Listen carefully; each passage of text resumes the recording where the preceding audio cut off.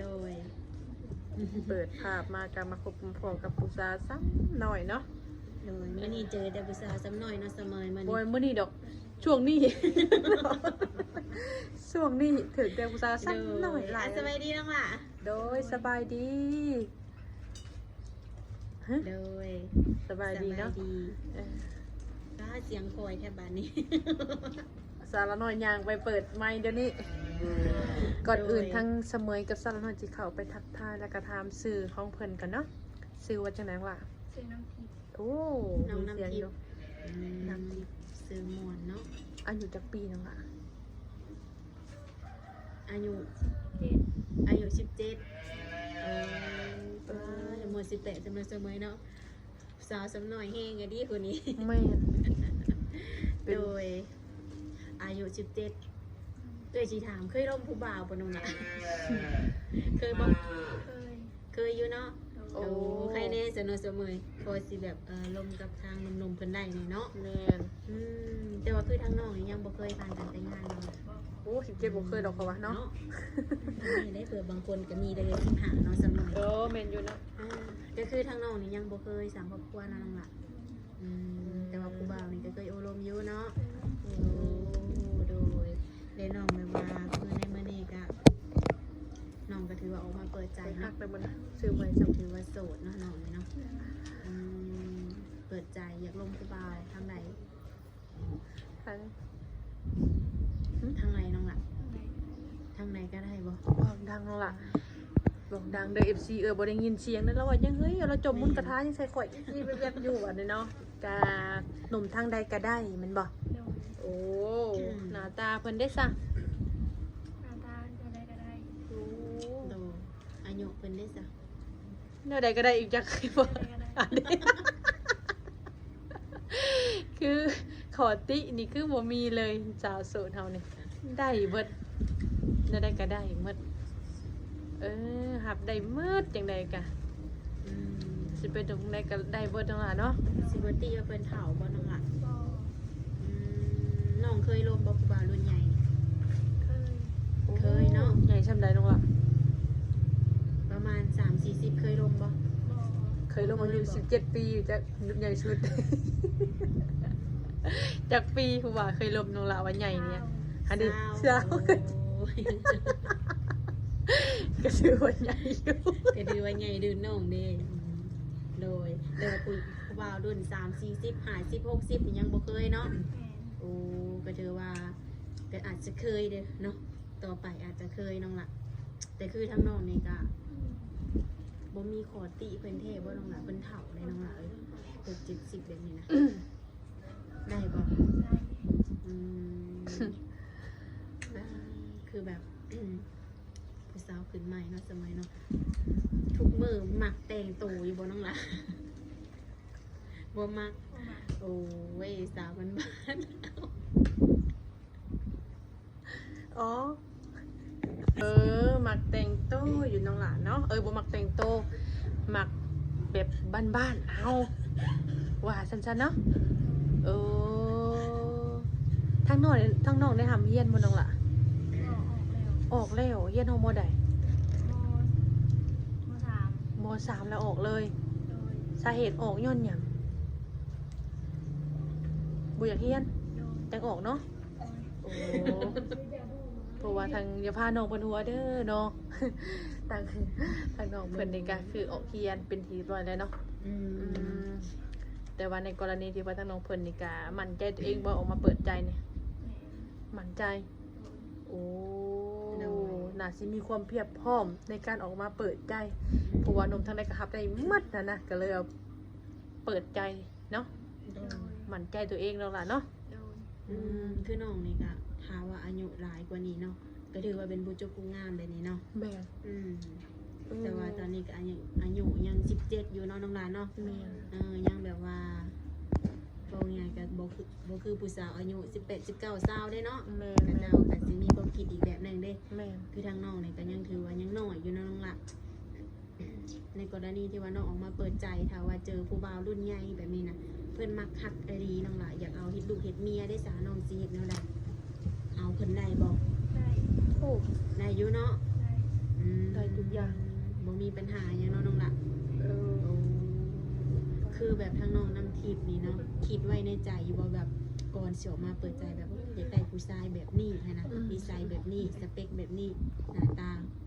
หุ่นห้อยเพิ่นคิดไว้อยู่บ่ บอก อื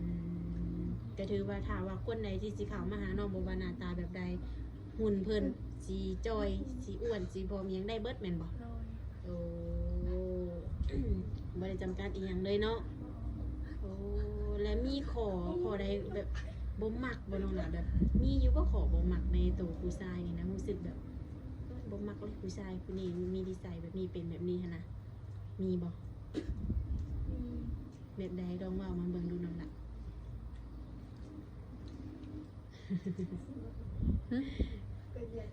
เป็นจังล่ะ บ่มักคนนิสัยบ่ดีมักคนนิสัยดี เอ โอ้ อถึกแล้วน้องล่ะเลย แม่นทุกคนอยากได้ผู้ชายที่ว่านิสัยดีนิสัยบ่ดีตีคนก็บ่เอากันเลยเนาะน้องล่ะเนาะ โดย มักนิสัยดีระวังเป็นความลาวระวังกระเถิกของเราเนาะในการเปิดใจให้เว้าหรือลงหลามักไปได้ก็ให้เว้าออกมาเนาะเขาจะได้ไปว่าคนเขามาหาเจ้าจังได้แยกออกได้หั้นนะแล้วจังเจ้ามียังสิแจกหนุ่มๆบ่ลิ้นยังแน่ ลินแอม ลิ้นแอบโอ้ลายเด้จ้ะ มีบ่ลายน้องล่ะมีบ่ มี โอ้ มีเนาะ มาเอามาจะไปแจกให้หนุ่มๆนี่มะเอามาแล้วกดเอาลูกอ่ะเอากดเอาลายเจ้านะ มีพร้อมเนาะแจกเลย แม่น อืม แจก แจกเบิดทุกสองทาง แม่นแล้วให้เพิ่นมากดเอา อืม อย่าบ่เฮ็ดบ่เป็นมาเฮ็ดได้มั้ย ลุงพูดว่าบ่เป็นรถวันนี้ เฮ็ดแล้วเขาลายเราบ่ได้เนาะโอ้ยเดี๋ยว QR code ของน้องเพิ่นเอาใส่เฮ้ย เสียงมืดตึกอยู่ป่ะ เย็บ เออ อันนี้ สัญญาณบ่ค่อยดี QR ใช่ป่ะเพิ่นนะ QR code ของน้องเพิ่นอ๋อ โดย ของสาระน้อยตึง เบิ่งทรงน้องทรงสิใจเย็นเนาะแม่นบ่น้องหลับ โดย อืมถ้าว่าอยู่น้ำหมู่น้ำคูก็เว้าเก่งอยู่บ่หรือว่า เป็นคนเงียบๆแบบนี้ คนเงียบๆบ่มักปากอะไร โอ้ อยู่กับหมู่สนิทกับแบบนี้บ่น้องล่ะ อยู่หมู่กับหมู่อยู่กับหมู่สนิทกับปากอยู่ โอ้ก็อีแบบนึงเนาะ โดย โอ้คืออ่ะเพื่อสิถามความรู้สึกมื้อนี้ออกมา เอ้าโมเลยโทรศัพท์ก็ เปิดใจนี่ ตื่นเต้นอยู่บ่ บ่ส่งดอกอ๋อ อายบ่ อายปานใด เออน้องเป็นคนนิ่งๆเลยเนาะน้องเป็นคนนิ่งเอาเลยเด้เพราะว่าเบิ่งแล้วนี่ดาสิบ่อันนั้นปานใดหันนะ โดย ผู้ชายสูบยากินเหล้ากินเบียร์นี่มักบ่น้องล่ะ บ่ บ่มักโอ้ถือว่าตัดออกเลยเนาะ โดย อืม เดี๋ยวว่า โดย เดี๋ยวว่าผู้บ่าวสูบยาเพิ่นมักเข้าก็สูบใส่เขาอีกบ่เอาบ่บ่เอาเนาะ โดยน้องมักผู้บ่าวเฮ็ดเวียกเฮ็ดงานจังซี่น้องล่ะอาชีพเพิ่นนี่ ยังก็ได้ เฮ็ดหยังก็ได้เนาะโอ้ขอแค่เบิ่งแยงน้องได้ โดย โดยก็ถือว่าผ่านเนาะอืม ให้ผ่านบ่น้องล่ะผ่านเนาะอืมกินข้าวกับหยังมื้อนี้ มันกินข้าว ยังบ่กินข้าวอยู่โอ้ยจังพอจะหุ่นเฟี้ยว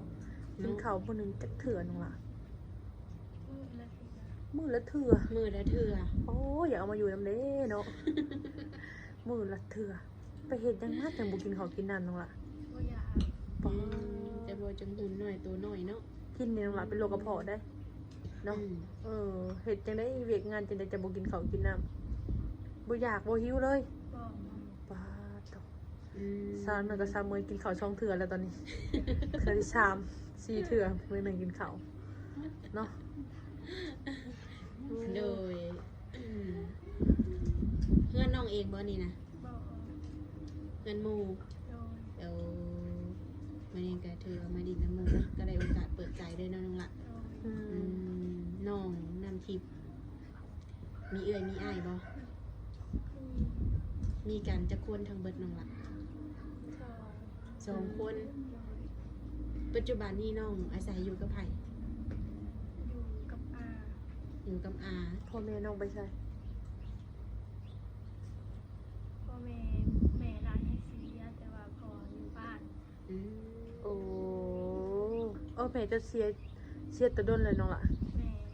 โอ้เสียแต่น้องจักปีก็อยากถาม ประมาณ15 ตอนจะ15 ปี โดย โอ้ก็เลยแม่เพิ่นเสียแล้ว ตอนนี้คือเจ้าอาศัยอยู่กับอา แม่ พอเจ้าเพิ่นมีเมียใหม่แล้ว มีแล้ว โอ้เพิ่นก็มีเรียบร้อยเนาะแต่ว่าเพิ่นมีลูกแล้วบ่ ยัง ยังบ่มีอยู่โอ้นั่นแหละสาเหตุที่น้องเพิ่นบ่ได้เรียนต่อเนาะก็คือว่าพ่อกับแม่เพิ่นได้แม่นี่เสียแล้วพ่อได้สร้างครอบครัวใหม่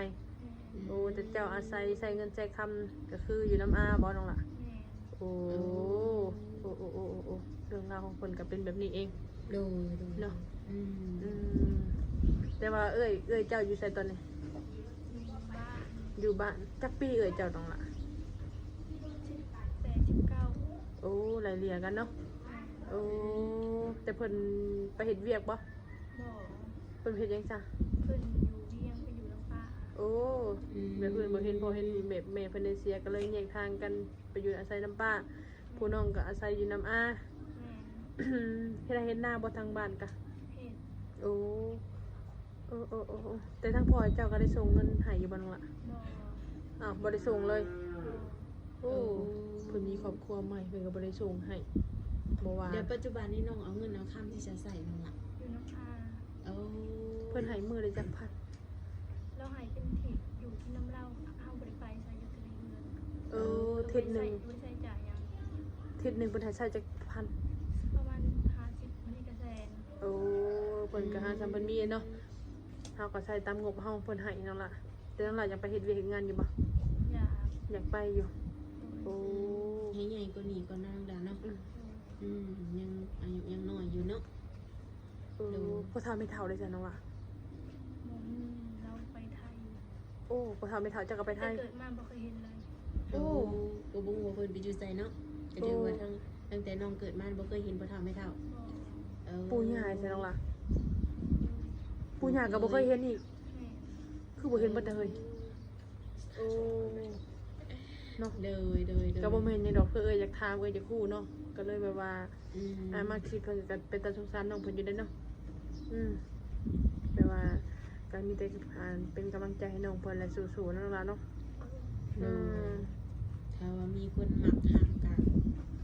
เอาเพิ่นเฮ็ดลูกเฮ็ดผัวนี่เอาได้ ได้ ไปอยู่นํได้บ่ ได้ น้องก็แบบถ้าว่ามีไอดีนี้น้องล่ะน้องสิตัดสินใจเอาเลยบ่อายุ17 ปีนี่ ยัง ยังบ่ จักปีซะสิเอา อืม จักปีน้องล่ะ ประมาณสหาดง ยังหลายอยู่ยังหลายปีอยู่เนาะกว่าสิตัดสินใจเนาะยังอยู่อายุน้อย แต่มีแต่ว่าลงกันก่อนเนาะ ในกรณีลงผู้บ่าวอายุ60 ปีเพิ่นสิถ่าไว้บ่น้องล่ะ พอ ถ้า ดี ว่าเพิ่นถ่าเจ้าอีก7 ปีเพิ่นก็เพิ่นสิเฒ่าไปได้น้องล่ะเอ้ย ลมจะบังเอิญจะเป็นลมกับวาว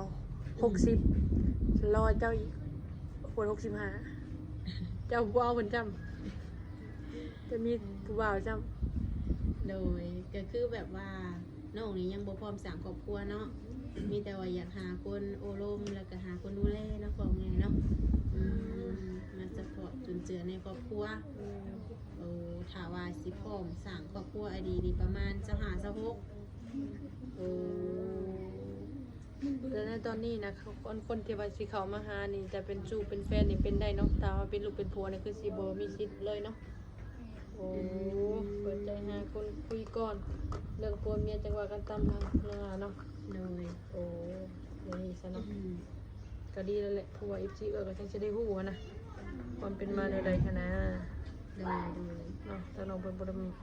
ยังบ่พร้อมในการที่จะไปสร้างครอบครัว โดย เนาะแต่ก็ลมกันก่อนว่าซั่นๆเนาะ โดยโอเคสำหรับสมัยเนาะก็ถือว่ามาโอมาลงน้ำน้องเพิ่นก็อาจจะบ่ได้ถามแบบทั้งเบิดเนาะ แม่ หรือว่าบางคำที่ทำบ่ได้ถามก็มีแต่ว่าให้ทางมุมเพิ่นเขามาถามเอาเองเนาะหรือว่าคาใจขอใดเนาะเสมอ แม่น เพราะว่าทางน้องเพิ่นออกคลิปในมื้อนี้ก็อาจจะมีความเพิ่นอายแน่ทุกคนเลย แม่น ถ้าเข้าใจทางน้องเพิ่นเนาะ แม่น จังใดก็ไว้พบกันในคลิปหน้าเด้อน้องลาเด้อถ้าว่ามีอีหยังเพิ่มเติมเนาะทางเอื้อย ๆก็สิมาหาอีกเทื่อหนึงเนาะเสมอเนาะ โดยแม่น โดยสบายดีน้องละ โดยสบายดี